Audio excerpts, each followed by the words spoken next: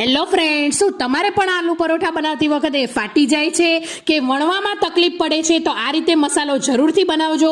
બટેટાને બાફીને મેશ કરી લેવાના છે. એક બાઉલની અંદર બટેટાને આ રીતે કાઢી લેવાના છે. જરાય ગાંઠા ના રહે એ રીતે મેશ કરવાના છે. ઘરમાં રહેલી ખમણીની મદદથી પણ તમે મેશ કરી શકો છો.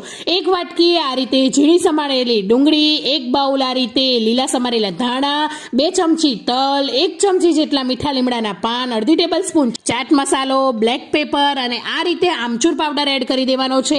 ખમણેલું આદુ એડ કરવાનું છે અને જો આની અંદર તમે ડુંગળી ના ખાતા હોય તો સ્કીપ કરી શકો છો. એ પછી અડધા એવા લીંબુનો રસ અને એકદમ ટંગી ફ્લેવર આપવા માટે ચપટી એવી ખાંડ, બધું જ મેશ કરી લેવાનું છે. અને જ્યારે તમે આલુ પરોઠા બનાવો છો ત્યારે જ મીઠું એડ કરવાનું છે. અને આ રીતે, આ મારી ટ્રીક છે, આ રીતે તમે આલુ પરોઠા બનાવશો તો જરાય નહીં ફાટે.